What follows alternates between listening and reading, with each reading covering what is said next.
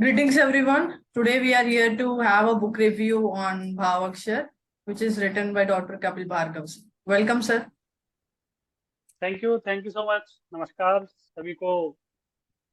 धन्यवाद कि आप सभी तेजस्वी से जुड़ते हैं और इस पॉडकास्ट का भरपूर आनंद लेते हैं। इसमें शिक्षाप्रद और बहुत सारे लोगों से जुड़ा जाता है, तो तेजस्वी इसकी बधाई की पात्र हैं। धन्यवाद सर, ये आपका सहयोग के कारण हो पा रहा है। बिल्कुल स्वागत है। सर, भावाक्षर का जो विचार है और भावाक्षर का जो टाइटल आपने कैसे रखा, इसके पीछे का उद्देश्य क्या है? वस्तुतः भावाक्षर भावों का संग्रह है। हम्म।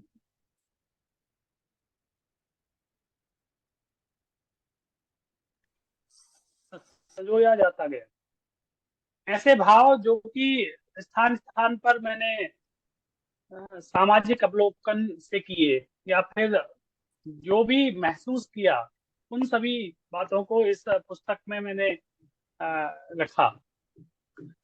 क्योंकि इसकी प्रस्तावना भी अगर आप पढ़ते हैं, जब कभी पुस्तक जरूर पढ़ें, बहुत ही अच्छा है संग्रह। और जो भी कोशिश हो सकती है एक लेखक के तौर पर, वो मैंने इसमें करना चाहिए है कि हर एक व्यक्ति तक वह बातें पहुंचे जो हर व्यक्ति के जीवन में कहीं ना कहीं आती हैं, वो उसको अनुभव करता है और उसे सोचना समझना चाहता है। तो जी। प्रस्तावना में ही यहाँ पर मैं लिखने का प्रयास किया है कि कविता यूं तो शब्दों में व्यक्त की जाती है, किंतु वास्तविक रूप से देखा जाए तो वह भावनाओं की गहरी अभिव्यक्ति है। कविता हम्म। क्या है? कविता भावनाओं की एक गहरी अभिव्यक्ति होती है, जिसको हम अभिव्यक्त करते हैं, सभी के सामने लाते हैं। हम्म। हमारा अवचेतन मन, जो हमारा सबकॉन्शियस माइंड होता है, हृदय और चित्त अपने परिवेश में जो भी अच्छा बुरा सुंदरतम नैसर्गिक आदि आनंद का अनुभव करता है, हम्म। उसे ही शब्दों में उकेरना और किस ढंग से प्रेम, करुणा, दया भाव या फिर आक्रोश, क्रोध के रूप में जो भी हम अ, महसूस करते हैं, उन सभी बातों को कविता के रूप में यहाँ उकेरने का प्रयास किया गया है भावाक्षर। बिल्कुल, बहुत बढ़िया है। मैंने आपका बुक को मैंने पढ़ा तो उसमें मैंने आपके परिचय में देखा है संस्कृति संस्कृत संस्कार समिति के बारे में आपने एक विश्लेषण किया है उसमें। कुछ आप बताना चाहेंगे उसके? सं, जी जी जी। संस्कृति संस्कृत संस्कार शिक्षा समिति एक दतिया जिला है, मध्य प्रदेश में छोटा सा जिला है दतिया। और वहाँ के एक गांव जहाँ पर हमारा जन्म हुआ, जहाँ के हम रहने वाले हैं, तो वहाँ पर दादाजी हमारे थे। उन्होंने सन 2003 में एक समिति का गठन गठन किया, जिसका उद्देश्य दूर दराज के गांवों तक शिक्षा की व्यवस्था, सामाजिक बुराइयों को हटाना और आर्थिक रूप से वंचित जो लोग हैं उनके लिए कुछ सहयोग हेतु प्रयास करना, जी। या शिक्षा और भारतीय संस्कृति को मुख्य रूप से जन जन तक पहुंचाना, ये सभी उद्देश्य उसके रहे। और हम्म। उसके लिए कार्य पिताजी ने किया, दादाजी ने किया हमारे। उसके बाद मेरे जो बड़े भाई हैं डॉक्टर उपेंद्र भार्गव, वो भी उसमें कार्यरत हैं, अध्यक्ष हैं उस समिति के। जी। तो वह भी उनके जो उद्देश्य थे उस समिति को लेकर, उसको पूर्ण करने में हमेशा तत्पर रहते हैं। हमारे जो बीच के भाई हैं, बड़े भाई श्री महेंद्र भार्गव जी, वो भी उसमें अपना जितना भी सहयोग हो करते रहते हैं। और हम्म। हमारी जो समिति के अन्य सदस्य हैं, वो सभी कुछ ना कुछ सामाजिक रूप से सहयोग करने में तत्पर रहते हैं। जैसे अभी कोरोना का समय आया था, बढ़िया। तो उस समय गांव से चीजों को बनाना, भोजन की व्यवस्था करना। और जी। हमारे वहां पर हाईवे है जो झांसी से होते हुए अच्छा। सीधे हाँ वेस्ट बंगाल तरफ जाता है। कोटा हम्म। से जो आया हुआ है हाईवे, तो उस पर बहुत सारे लोग पलायन कर रहे थे। मुंबई से आ रहे थे, राजस्थान से आ रहे थे, गुजरात से लोग आ रहे थे। तो उस समय भी हमने उस समिति के माध्यम से लोगों तक भोजन की व्यवस्था पहुंचाई और भी अन्य जितनी भी सुविधाएं हो सकती थी, हम जी। लोगों ने बढ़ चढ़ कर उस समिति के माध्यम से किया। हम्म। साथ ही साथ संस्कृति संस्कृत संस्कार शिक्षा समिति ऑनलाइन माध्यम से भी बहुत कार्य कार्य अच्छा। करती है और करती रहेगी। हम्म। गत वर्ष उसके माध्यम से विख्यात लोक गायिका अच्छा। पद्मश्री श्रीमती माननीय अवस्थी जी का व्याख्यान आपने उस पर सुना होगा फेसबुक के माध्यम से, जी हमारे अभिव्यक्ति पेज के माध्यम से, या फिर बहुत ही विख्यात राइटर हैं श्री अमीश त्रिपाठी जी, उनका भी व्याख्यान हमने उस पर रखा था। साथ ही जी साथ जो विभिन्न विषयों के जानकार हैं, डॉक्टर्स के भी इंटरव्यू हमने किए थे, जो कि कोरोना के समय में लोगों तक जागृति पहुंचे। उस समय में बहुत हम्म सारा काम हम बिल्कुल लोगों तक इंटरव्यू के माध्यम से, हम्म फेसबुक या अन्य मीडिया के सोशल मीडिया के माध्यम से लोगों तक जी अपनी बात पहुंचाई। तो यही सब उद्देश्य संस्कृति संस्कृत संस्कार शिक्षा समिति के हैं। और अगर सब कुछ अच्छा रहा तो भविष्य में एक उसके माध्यम से बिल्कुल भारतीय संस्कृति और संस्कृत के लिए गुरुकुल की स्थापना करने का भी उद्देश्य उसमें है। बहुत बढ़िया। तो अच्छा रहा तो वो भी करेंगे। बिल्कुल बिल्कुल होगा सर। जी आपकी बुक में एक संग्रह है पूरा, शिक्षा, समाज, जीवन और अपना एनवायरनमेंट, कल्चर, सारे वैल्यूज को आपने बहुत खूबसूरती से उसको पेश किया है। तो मैंने कुछ कविताओं को विशेष ध्यान देते हुए कुछ चीजों को पढ़ा मैंने, मैं उसके बारे में मैं कुछ आपसे पूछना चाहती हूँ। पहले एक ऐसी जी कविता है, जो आज का मानव। जी। सर आपने ये इस कविता की रचना कैसे की और कैसे हुआ? आज के परिवेश में हम मानव की जो चेष्टाएं देख रहे हैं, मानव की जो जो भी कार्य वो कर रहा है, किस ढंग से कर रहा है, बिल्कुल हमारे मूल्य क्या थे और मानव किस ओर भाग रहा है, तो इन सभी बातों को देखते हुए मन में हम्म विचार आया और हम्म अनायास कुछ शब्द निकल पड़े कि ठहर कर सोचने का वक्त हाँ किसको है कहाँ। ठहर कर सोचने का वक्त किसको है कहाँ, यहाँ हर शख्स रफ्तार चुनता है। किसी वाह को भी ठहर कर रुक कर सोचने का समय नहीं है, सभी रफ्तार में भागे जा रहे बिल्कुल हैं।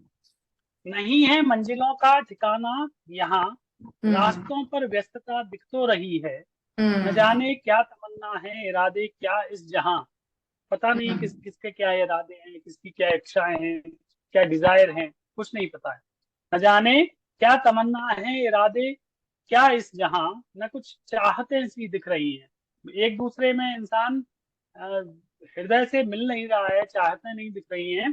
बिल्कुल एक दूसरे से द्वेष हम देख रहे हैं आज के इस सही बात परिवेश में। है। और आगे लिखा है कि हर कोई मगरूर खुद में दिख रहा है यहाँ, दूसरों हम्म की कद्र किसमें दिख रही है। हर व्यक्ति अपने आप में मगरूर है, मगरूर अर्थात सही बात है। अपने आप में, हाँ, घमंड में है। दूसरे हम्म की कद्र किसी व्यक्ति में दिखाई नहीं दे रही है। हम्म बढ़ चला एक काफिला जाने कहाँ को। ये जो हाँ काफिला है, इंसानों का एक समूह है, पता नहीं कहाँ हम्म जा रहा है। हम्म इंसान की ये शक्ल कैसी दिख रही है, और हम्म इंसान की ये जो जिसे हम परसोना कहते हैं, वो हाँ परसोना अलग ही दिख रहा है, उसका वास्तविक बिल्कुल स्वरूप कुछ और है, या इंसान का वास्तविक स्वरूप कुछ और होना चाहिए। वो शक्ल बदल कर इंसान चल रहा है। हम्म बहुत यही भाव इस कविता के माध्यम से निकले, तो हम्म मुझे लगा कि इसे लिखना चाहिए और जनमन तक और मेरे को पहुंचाना लगता है चाहिए। कि आजकल लोगों को ये समझना ज्यादा जरूरी है कि अपने मूल्य क्या है, अपने वैल्यूज क्या है। और आज अपन बिल्कुल चेंज हो रहा है, ये रिफ्लेक्शन अपन सोसाइटी को क्या दे रहे हैं। क्योंकि आपने बिल्कुल हमेशा अपने सिचुएशंस के साथ हमेशा सेम और प्रोटेक्टेड होनी चाहिए, ना कि चेंज होनी चाहिए। तो ये मैं बिल्कुल। भारतीय मेरा मेरा मानना यही है कि भारत का जो जनमानस है, या भारत की जो पहचान है पूरे विश्व में, वो हम्म भारतीयता के कारण है।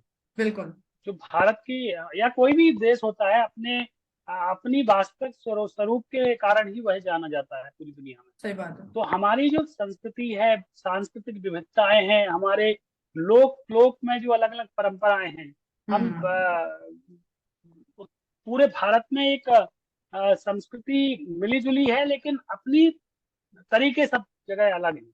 हम हम्म रामायण की कथाएं, जो रामचरितमानस या रामायण में है, वो अलग देखते हैं। और अगर हम बिल्कुल कहीं लोक में चले जाएं, लोक से अर्थ है किसी क्षेत्रीय स्थान पर चले जाएं, चाहे हम हम्म किसी छत्तीसगढ़ के किसी विशेष प्रदेश क्षेत्र में चले जाएं, तो वहाँ राम की कथाओं का अलग वर्णन होगा। बिल्कुल हम दक्षिण भारत में चले जाएं तो तमिल में कम्बन रामायण है या अन्य हम्म ग्रंथ हैं, उनके बिल्कुल माध्यम से अलग तरह से उन्होंने अपनी व्याख्या की है।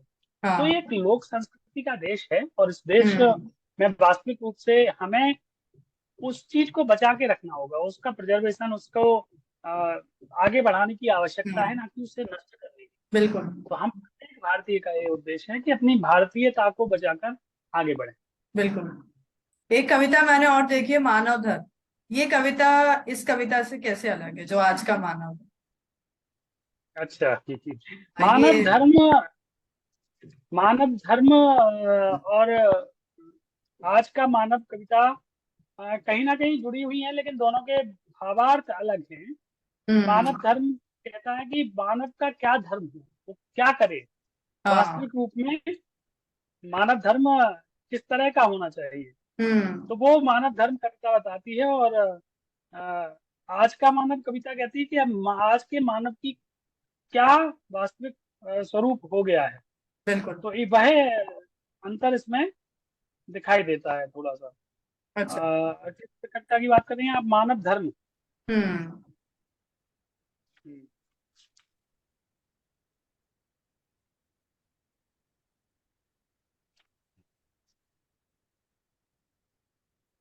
एक सेकेंड, मानव धर्म 6। हाँ, मानव धर्म पूरे विश्व के जनमानस को लेकर बात कर रहा है। मानव बिल्कुल। धर्म जो कविता है वो जी। न केवल भारतीय जनमानस की बात कर रहा है, लेकिन मानव इसके साथ साथ संपूर्ण हम्म। विश्व के जो मानव हैं, और पूरे विश्व में जो उथल पुथल मची हुई है, हाँ। विशेष रूप से शायद धर्म को लेकर, बिल्कुल। तो वो बात इस कविता में कही गई है कि अच्छा। हुआ लहू लुहान विश्व, हम्म। हुआ लहू लुहान विश्व, धर्म तेरे वास्ते, अगर हम्म। सही कहीं तो तू बता सुलह के रास्ते। हाँ। हम सभी का एक पंथ है, सभी का एक धर्म है, बिल्कुल। सबकी भावनाएं हैं, लेकिन कहीं ना कहीं आज पूरे विश्व में हम कहीं देख रहे हैं तो कोई ना कोई किसी ना किसी विशेष धर्म को लेकर अशांति बनी हुई है। बिल्कुल। हम स्पेन की घटनाएं देखें, हम यूरोप की हम्म। घटनाएं देखें, बिल्कुल। या फिर एशिया में भी देखें, तो वो समस्याएं हैं। तो वही प्रश्न इसमें सही। एक कवि धर्म से कर रहा है, सीधा संवाद, कि हम्म। हुआ लहू लुहान विश्व, धर्म तेरे हम्म। वास्ते, अगर हाँ। सही कहीं तो तू बता सुलह के रास्ते, हम्म। सिखाए तू पढ़ाए तू तू, सुपंथ हो सुपंथ हो, अमन खुशी के वास्ते तेरा भी एक ग्रंथ हो। वाह, क्या देखो, बात है। वास्तविक हर हर धर्म का वास्तविक स्वरूप यह है कि वो हम्म। मानव के उत्थान की चर्चा बिल्कुल। करता है। हम हम्म। दुनिया के किसी भी धार्मिक दर्शन को या फिलोसफी को उठाकर देंगे तो वो हाँ। मानव के उत्थान के विषय में बात करता है। बिल्कुल। लेकिन फिर भी क्यों लोग लड़ रहे हैं धर्म को लेकर, क्यों हम्म। अशांति बनी हुई है? तो उसके लिए कवि कहता है कि अगर सही कहीं तो तू बता सुलह के रास्ते, सिखाए तू बताए तू, सुपंथ हो सुपंथ हो, अमन खुशी के हाँ। वास्ते तेरा भी एक ग्रंथ हो। सबका मिलकर एक ग्रंथ तो बना दो भाई। मतलब बिल्कुल। ऐसा कुछ एक ग्रंथ बनाए कि कोई तुम्हारे विचारों के लिए ना लड़ जाए, हाँ, सही कोई बात। तुम्हारे विचारों के लिए मिट ना जाए। हाँ। ये मानव की जो संस्कृति है वो धर्म के लिए ना लड़े। एक कोई ऐसा ग्रंथ हाँ। सब मिलके बना दो, और क्या। सारे धर्म सारे पंथ मिलके एक ऐसा ग्रंथ हम्म। बनाए कि मानव का कल्याण हुए हो, उसमें कोई मिट ना जाए उसके लिए। तो अमन हम्म। खुशी के वास्ते तेरा भी एक ग्रंथ हो, कहीं गले तू काटता, हम्म। गूंजता कहीं है जिंदगी। मतलब ये हम्म। उसको इसलिए संबोधित किया गया कि कहीं ना कहीं वो हमारा धार्मिक लोगों का कुछ ऐसा होता है कि बिल्कुल। उन्माद के कारण लोग एक दूसरे को मार देते हैं। हाँ। तो हम, हाँ, कहीं गले तू काटता, गूंजता कहीं है जिंदगी, तुझे पड़ी क्या बाबले क्यों छीनता है जिंदगी, बिल्कुल। संख्य मानवों के मध्य असंख्य रार डालता। वो हम्म। संख्या अधिक से अधिक विश्व में कितने 11 अरब लोग हैं लगभग, है ना? तो एक हम्म। संख्या निश्चित है, लेकिन हम्म। उन असंख्य संख्य मानवों के मध्य असंख्य रार डालता है। जिनकी हाँ। संख्याएं नहीं है, इतने विवाद हो जाते हैं। हम्म। संख्य मानवों के मध्य असंख्य रार डालता, मानवों का एक मर्म तू क्यों न तथ्य मानता। इस लाइन में कहना चाह रहे हम्म। हैं कि मानव का एक ही धर्म है, हर व्यक्ति अमन खुशी चैन बिल्कुल। से जीना चाहता है। हाँ। तो क्यों नहीं मानता है कि ये मानव का एक ही धर्म है या हम्म। मर्म है, तो तू क्यों न तथ्य मानता। तेरी है हम्म। नीतियां अजब, किसी को कुछ हम्म। किसी को कुछ, जिंदगी है चाहती अमन की राह से तो हट।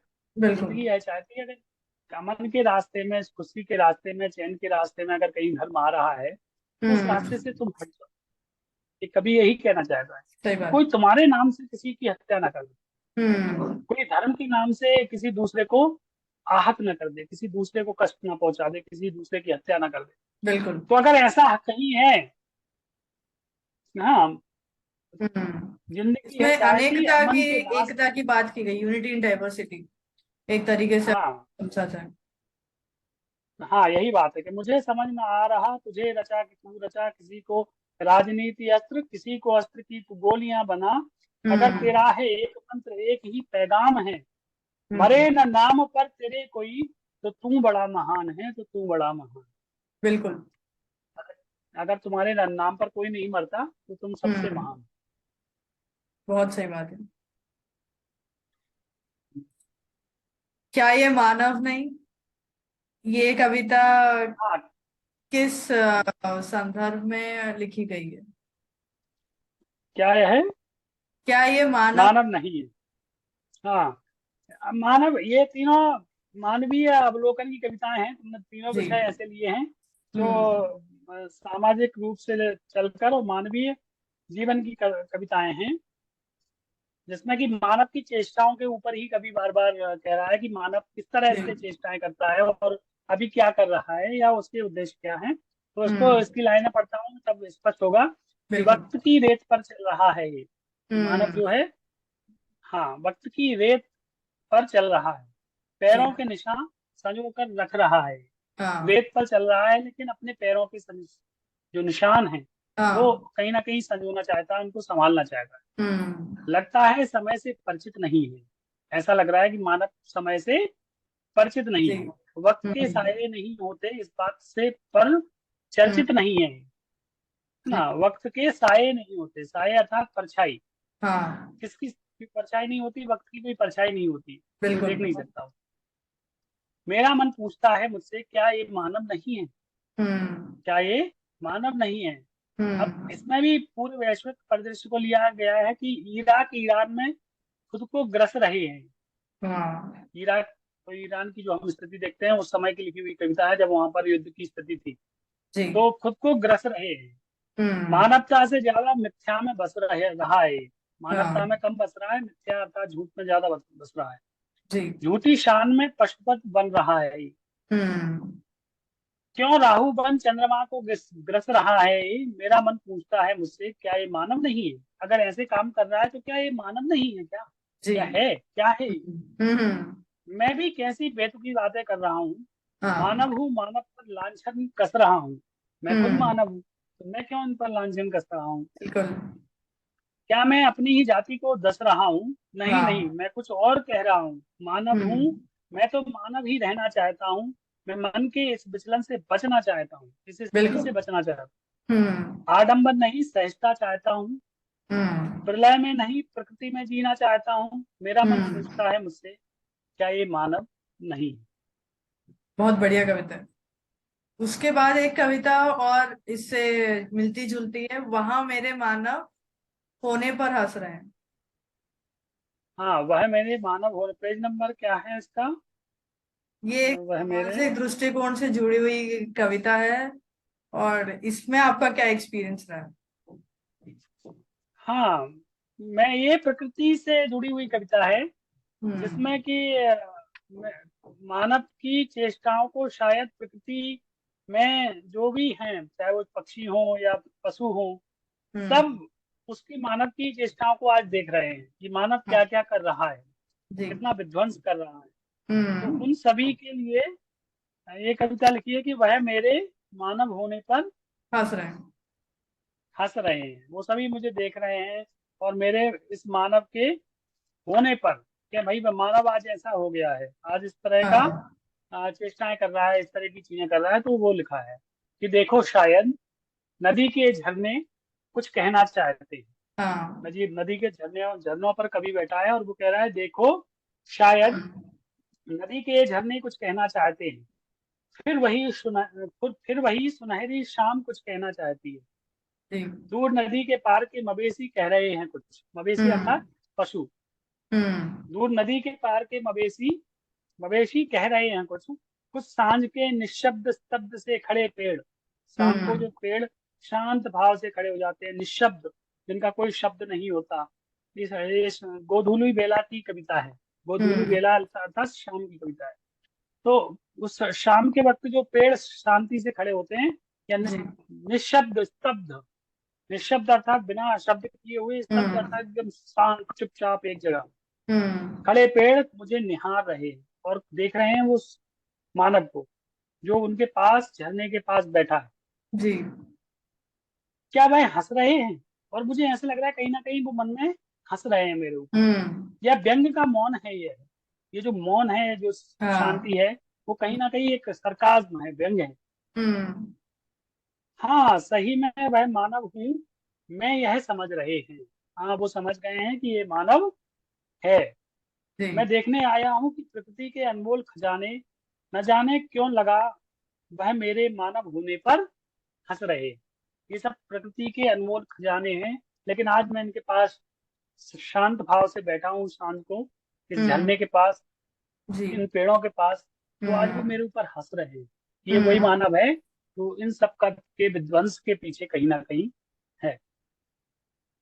इसके बाद आपने बदलाव लाना होगा, ये कविता के बारे में आपने विश्लेषण किया है, तो यही बदलाव है या और कोई? हाँ, बदलाव लाना होगा। ये पेज नंबर 71 पर है, भावाक्षर में। बदलाव हम्म। लाना होगा। नहीं, ये कविता जो है वो कुछ हम पेपर्स में या बहुत सारी घटनाएं हमारे आसपास देखते हैं, तो हम्म। उस पर लिखी गई है। किसी बड़े शहर में किसी बड़ी घटना जो कि किसी बेटी को के ऊपर घटित हुई, उसके संदर्भ में एक कविता लिखी गई है कि जी। कल एक और घटना अंजाम दिए हैवान। हम्म। हैवान अर्थात बुरे लोगों ने एक और घटना को अंजाम दिया। शहर शहर के किसी आबाद क्षेत्र में, ऐसे हम्म। क्षेत्र में जहाँ पर बहुत सारी आबादी है, जी। उस जगह पर उन हैवानों ने उस घटना को किया।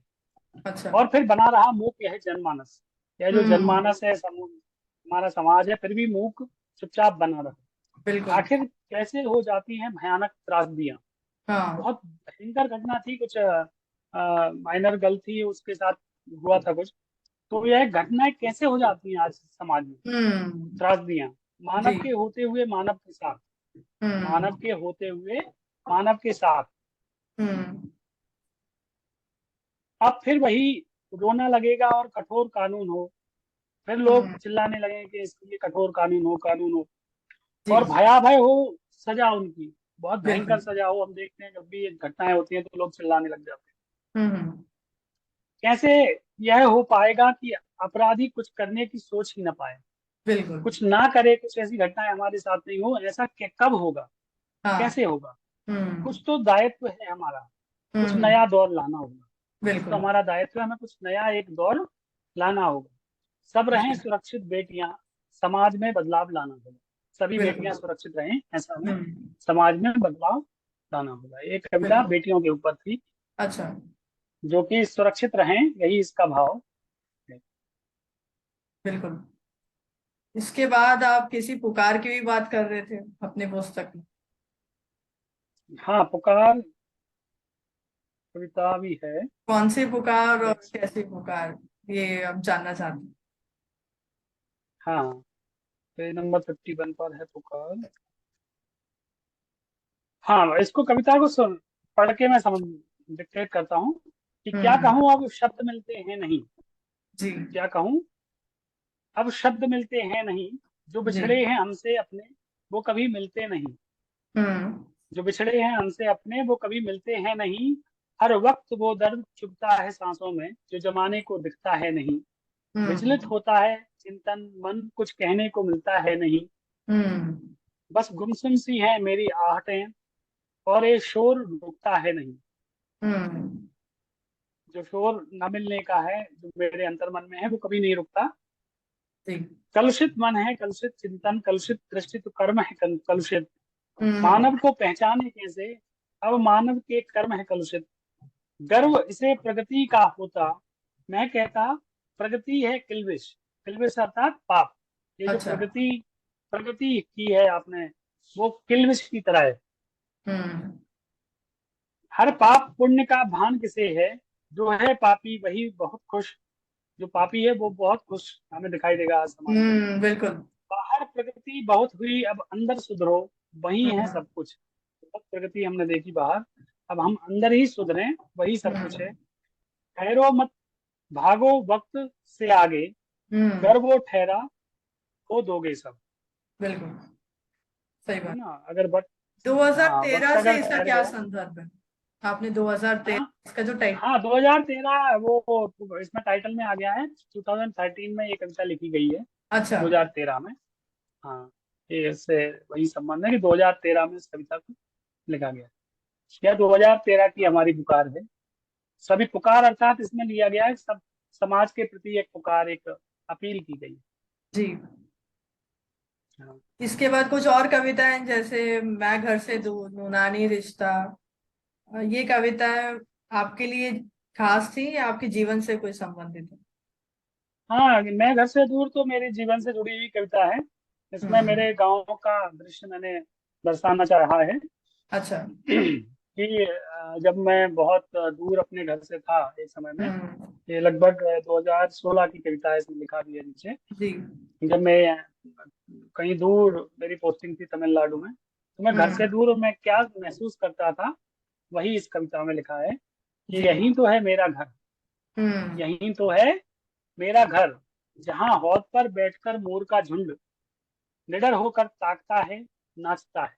हम्म। मेरा घर वही है जहाँ हौद हौद मतलब एक बड़े से टैंक के ऊपर बैठकर मोर का झुंड निडर होकर ताकता है, नाचता है।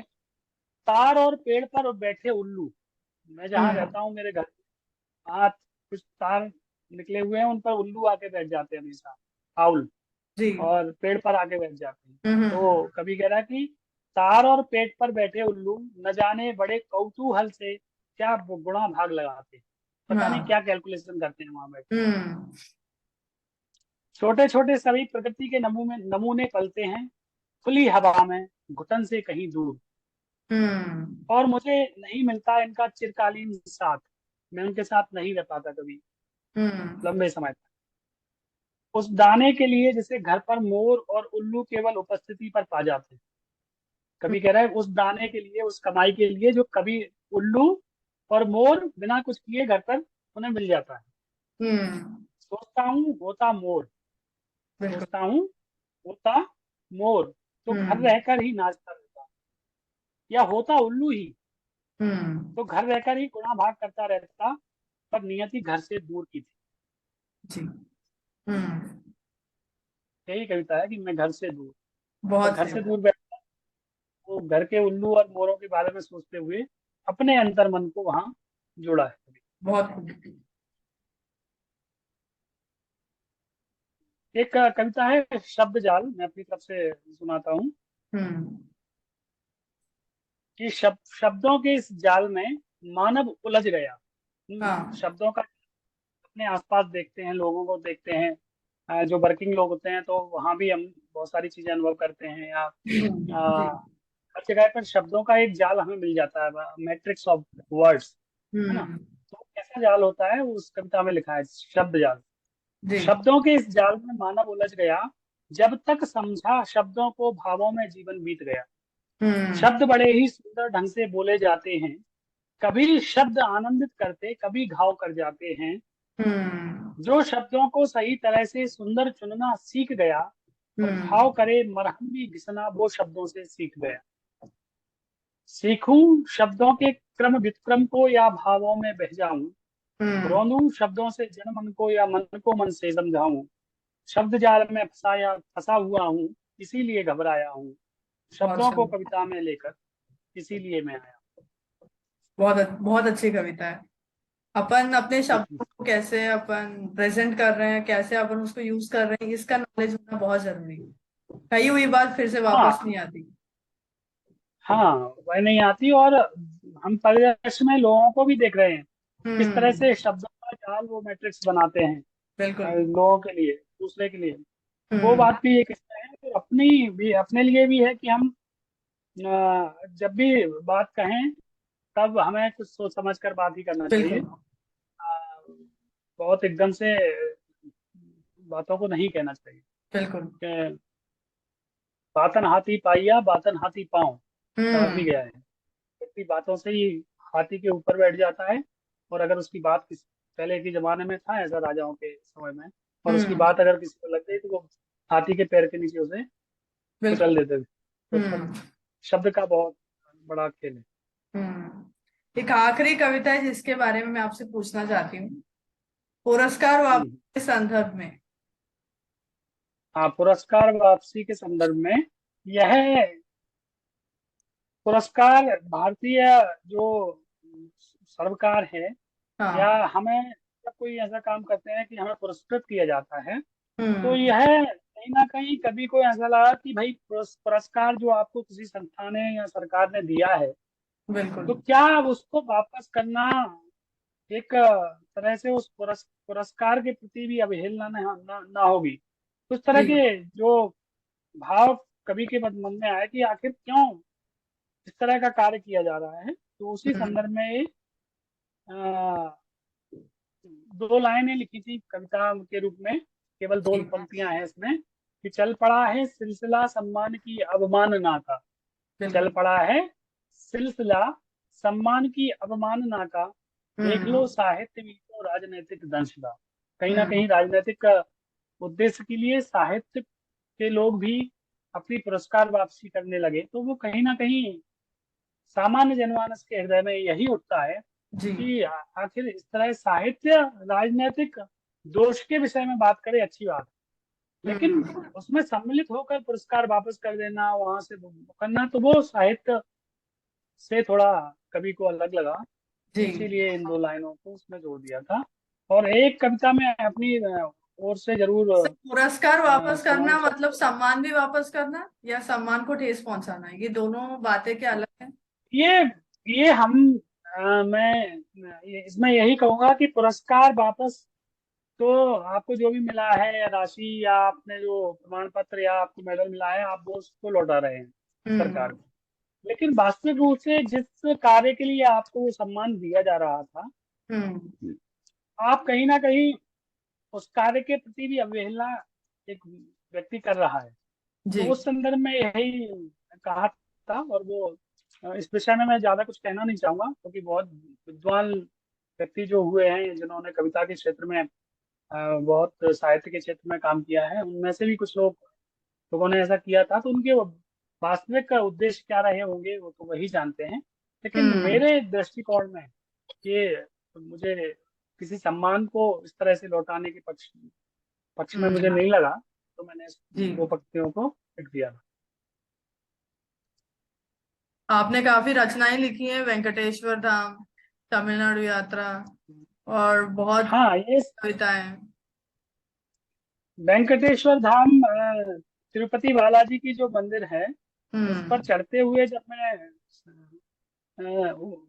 ऊपर जा रहा था मंदिर की ओर, तो उस समय क्या दृश्य था, मैंने क्या देखा, जी। वो उस कविता में लिखा है कि आ रहा था जब क्षितिज पर सूरज सुनहरी शाम को।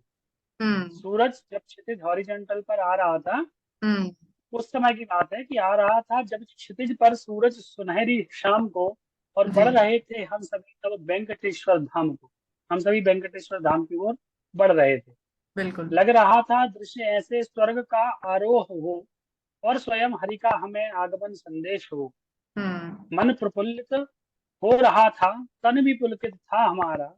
हरि के इस भूलोक का था दिख रहा वैभव निराला। विष्णु की पावन धरा पर धर्म का संचार दिखता। हे प्रभु, कैसा मनोहर दृश्य मुझको हम्म। आज दिखता। बहुत तो ये बढ़िया। उस वेंकटेश्वर धाम की यात्रा का विवरण विवरण इसमें किया गया है। आपने एक चार्ली चैपलिन के समर्पित करते हुए कविता लिखी है, तो आज के जमाने में लोगों को किस तरीके से व्यवहार अपना रखना चाहिए, कैसे अपनी जिंदगी को साधनी चाहिए, कोई एक बात जो चार्ली चैपलिन से आप बहुत इंस्पायर्ड है या फिर होनी चाहिए, कुछ आप बताएंगे उसी में? चार्ली चैपलिन ने बिना कुछ शब्द कहे पूरी दुनिया को हंसाया। जी। और उनका व्यक्तित्व ऐसा भी मैंने सुना है कि उनका व्यक्तित्व जो था, वो वैयक्तिक रूप से बहुत मतलब कष्ट उन्होंने सहन किए पूरे जीवन में। जी तो वैसा व्यक्ति जो अपने वास्तविक जीवन में कष्टों को सहन कर रहा है और सारी दुनिया को हंसा रहा है, जी। तो वह बात चार्ली चैपलिन के माध्यम से मैंने कही है। जब उनकी जन्म दिवस पर या उनकी शताब्दी पर जब कुछ मैंने देखा, कुछ न्यूज जी पढ़ी, अ, तो उनने उनका क्या मंतव्य था, वो क्या कहना चाहते थे बिना कुछ कहे। तो वो शब्द मैंने कुछ 4 पंक्तियों में लिखे हैं कि कुछ जो कहता तो दुनिया भूल जाती, मैं कुछ हम्म। बोलता तो दुनिया भूल जाती, बिन जी। कहे दिल में तुम्हारे आज भी हूँ, बिना कुछ कहे आज भी मैं तुम्हारे दिल में हूँ। चार्ली हूँ मैं दिलों पर राज करता, मैं हम्म। सबके दिलों पर राज करता हूँ। चाह लेकर जिंदा आज भी हूँ, बिल्कुल। आज भी मैं तुम्हारे मनों में जिंदा हूँ। था विदूषक मासूम चेहरा याद होगा, विदूषक हम्म। अर्थात अ, जो सबको हंसाए, जी। ऐसा विदूषक मासूम चेहरा याद होगा। हर ट्रेजेडी की एक नई मुस्कान भी हूँ, हर हम्म। ट्रेजेडी की एक नई मुस्कान भी हूँ। जी। ये जमाना रुलाता क्यों औरों को है। अब वो बिल्कुल। बात जो चार्ली कहना चाह रहे हैं कि ये जमाना, यह जो जमाना है, रुलाता क्यों औरों को है, खुद के गम की कहानी तेरी हंसी की पहचान भी है। मैं जी। अपने गम की कहानी हूँ और हम्म। तेरी हंसी की पहचान भी है। बिल्कुल। एक चार्ली के माध्यम से उनको समर्पित की थी, चार्ली हम्म। चैपलिन को, कि अब एक ऐसा अभिनेता जिसने सारी दुनिया को हंसाया, उसका जी। खुद का जीवन कष्टमय रहा, फिर भी वो दुनिया को हंसाते ही रहा। तो उनके जीवन से यह हम सबको सीखने की को मिलता है। जी। आपसे जुड़ के बहुत अच्छा लगा। आपकी कविताएं और आपके जो संग्रह है जो आपने जो किया अपने बुक में, वो बहुत अभिनंदक है। और बहुत अच्छी चीज है कि आप लोगों को अपने माध्यम से अवेयर करवा रहे हैं हर एक क्षेत्र में। तो आगे भी हम यही उम्मीद करते हैं कि आप अपनी रचनाएं को ऐसे ही साझा करें लोगों के साथ, और खूब सारी बिल्कुल बिल्कुल, धन्यवाद। कहानियां ले आए। धन्यवाद तेजस्वी जी, आपके माध्यम से मैं बहुत प्रसन्न हूँ कि आपके माध्यम से भावाक्षर बहुत अधिक लोगों तक पहुँचे और जी। बहुत ज्यादा संख्या में लोग जाने कि भावाक्षर में क्या है। इसीलिए हम्म। आपके साथ मैंने कविताएं साझा की हैं। और निश्चित ही लोगों को वास्तविक जीवन के रूप के जो परिदृश्य हैं उसके विषय में पढ़ते रहना चाहिए, जानना चाहिए, अवेयर रहना चाहिए। जी। और आपकी ये मुहिम भी बहुत अच्छी है कि जिसके माध्यम से आज विभिन्न विषयों के बारे में लोगों तक अपनी बात पहुंचाती हैं। और आपको बधाई हो कि आपके 500 से अधिक लिसनर्स हैं और उससे भी ज्यादा लोग बढ़े संख्या में, यही शुभकामनाएं हैं। बिल्कुल सर, बिल्कुल आपके आशीर्वाद से और होगा, यही उम्मीद करती हूँ मैं भी। और दर्शकों से यही रिक्वेस्ट है कि कृपया करके भाव अक्षर को ऑर्डर करें, उसको पढ़ें और उसकी आलोचनाएं को अपने जीवन में उसको साझा करें। लिंक डिस्क्रिप्शन में। बिल्कुल। Thank you, thank you. Thank you sir.